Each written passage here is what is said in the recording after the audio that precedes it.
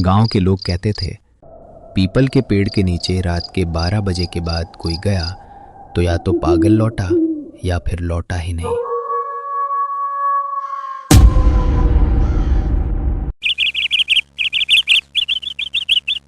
उत्तर भारत का छोटा सा गांव भैरवपुर।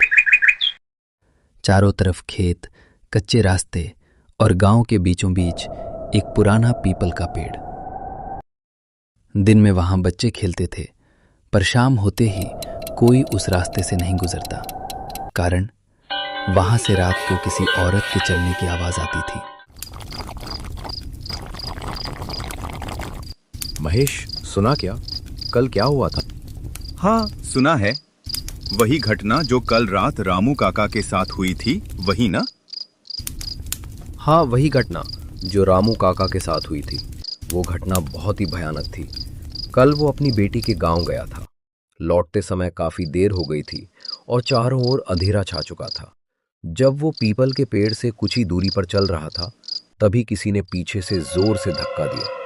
रामू काका गिरते पड़ते किसी तरह उठे और जान बचाकर वहां से भाग निकले, मगर डर और चोट की वजह से उनकी हालत बिगड़ गई। अब वो अस्पताल में है और उनकी स्थिति बहुत ही गंभीर बताई जा रही। पास ही बैठा हुआ मोहन भी ये सब सुन रहा था और वो धीरे से बोला, रमेश भाई, सुना है कि उस पीपल के पेड़ के नीचे सोना दफनाया हुआ है और उसी की रखवाली कोई अनजानी ताकत करती है।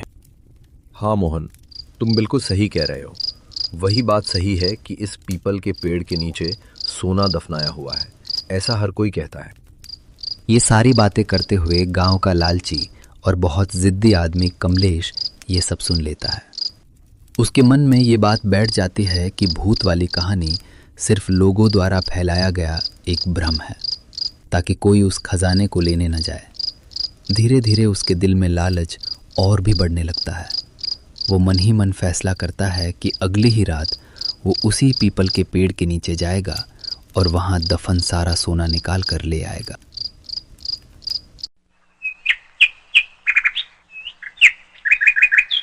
अगले दिन रात के ठीक 11:55 थे। कमलेश टॉर्च लेकर घर से निकला। चारों ओर अजीब सा सन्नाटा पसरा हुआ था। रास्ते में एक भी कुत्ता नहीं भौंक रहा था, जैसे पूरे गांव ने सांस लेना बंद कर दिया हो। जैसे ही वो पीपल के पेड़ के पास पहुंचा, अचानक हवा ठंडी हो गई और टॉर्च की रोशनी भी हल्की सी कांपने लगी। छन छन, जैसे किसी औरत की पायल की आवाज गूंज उठी। रामू ने घबराकर टॉर्च चारों तरफ घुमाई, लेकिन वहां कोई नहीं था, मगर वो आवाज रुकने का नाम नहीं ले रही थी। अब वो पीपल के पेड़ के चारों ओर घूम रही थी, जैसे कोई अदृश्य साया चक्कर काट रहा हो।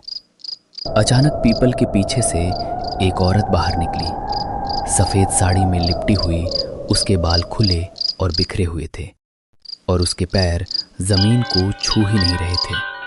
उसका चेहरा नीचे झुका हुआ था और पूरे माहौल में सिहरन फैल चुकी थी।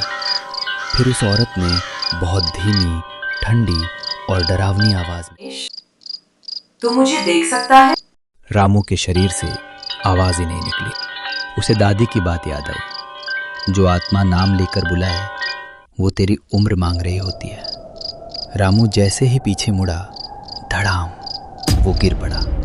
अब वो औरत उसके बिल्कुल सामने थी। इस बार उसने चेहरा उठाया, डरावना चेहरा, उसकी चेहरा आधा जला हुआ, आंखों की जगह काले गड्ढे, मुंह से मिट्टी गिर रही थी। वो बोली, मुझे यही दफनाया गया था। इस गांव के लोगों ने मुझे जिंदा जला दिया था। मेरी लाश इसी पीपल के नीचे दबाई गई। अब हर पूर्णिमा कोई एक मेरे साथ रहे। गांव वाले पीपल के पास पहुंचे। रामू वहां पड़ा था, बाल सफेद, आंखें खुली, सांस चल रही थी, लेकिन वो कुछ बोल नहीं पा रहा था। 3 दिन बाद रामू मर गया और उसी रात पीपल के नीचे पायल की आवाज के साथ एक और मर्द की परछाई दिखी। अब गांव वाले कहते हैं वो औरत अकेली नहीं है। पीपल के नीचे अब 2 लोग चलते हैं, और अगर रात को तुम्हें कोई नाम लेकर बुलाए तो मुड़कर मत देखना।